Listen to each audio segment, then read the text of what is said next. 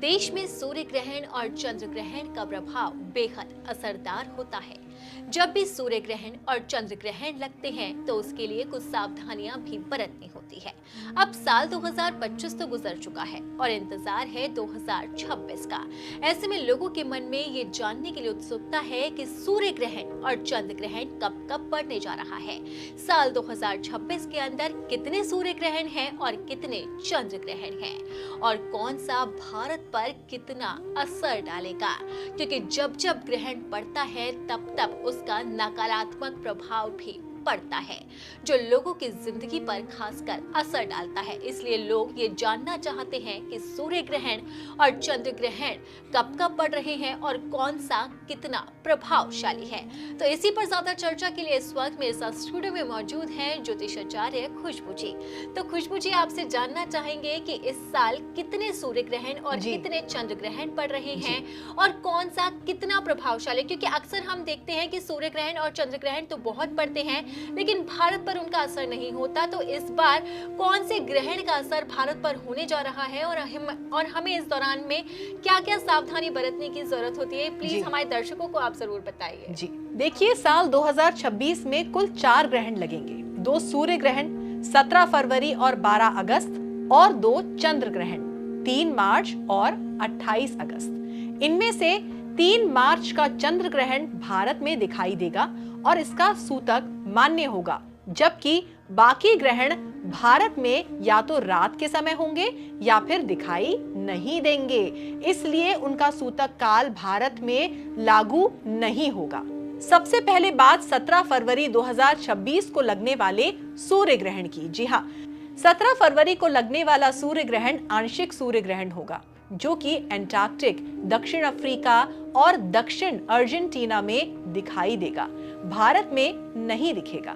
दूसरी ओर 12 अगस्त 2026 को लगने वाला सूर्य ग्रहण पूर्ण सूर्य ग्रहण होगा, जो कि आर्कटिक, ग्रीनलैंड, आइसलैंड, स्पेन, रूस और पुर्तगाल में दिखेगा, भारत में रात होने के कारण नहीं दिखेगा। अब बात करते हैं चंद्र ग्रहण की। पहला चंद्र ग्रहण यानी कि 3 मार्च 2026 को लगने वाला चंद्र ग्रहण आंशिक चंद्र ग्रहण होगा, जो कि भारत, एशिया, ऑस्ट्रेलिया और अमेरिका में दिखाई देगा। इसके साथ ही साल का दूसरा चंद्र ग्रहण शुक्रवार 28 अगस्त 2026 को लगेगा।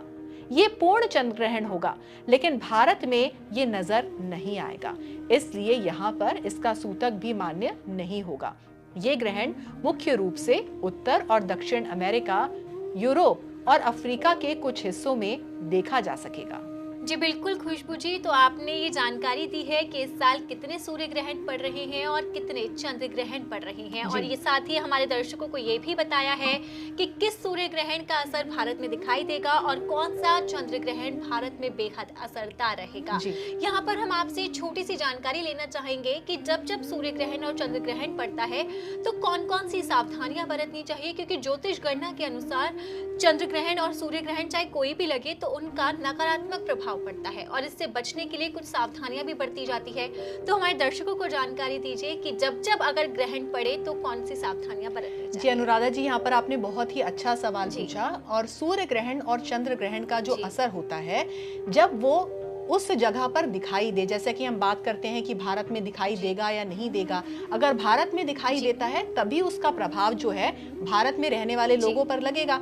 और इसी वजह से हमने सूतक काल के बारे में भी बात की। सूतक काल की अवधि को बहुत ही ध्यान में रखना चाहिए। और ये जो ग्रहण है आपके मन पर असर डालता है, तो इस समय जो है पूजा पाठ, ध्यान, ये सब बहुत ही अच्छा बताया गया है आपको, आपके मन को संतुलित रखने के लिए। और ये भी कहा जाता है कि चाकू का इस्तेमाल भी इस दौरान नहीं करना चाहिए। तो सूर्य ग्रहण और चंद्र ग्रहण का ऐसा कोई नकारात्मक असर नहीं पड़ता, लेकिन अगर हम सही तरीके से पूजा पाठ करें, ध्यान करें, तो हम इसके जो नेगेटिव इफेक्ट्स हैं, नकारात्मक प्रभावों से बचा जा सकता है। जी बिल्कुल, ऐसा भी कहा जाता है कि जब भी ग्रहण पड़ता है तो खासकर कि गर्भवती महिलाओं को विशेष ध्यान रखना चाहिए, बिल्कुल। उन्हें घर से बाहर निकलने से बचना चाहिए। जी। तो खुशबू जी, इस तमाम जानकारी के लिए आपका बहुत बहुत शुक्रिया। जी, धन्यवाद। तो इस साल के अंदर कुल मिलाकर 4 ग्रहण पड़ने जा रहे हैं, जिनका असर लोगों की जिंदगी पर भी पड़ सकता है।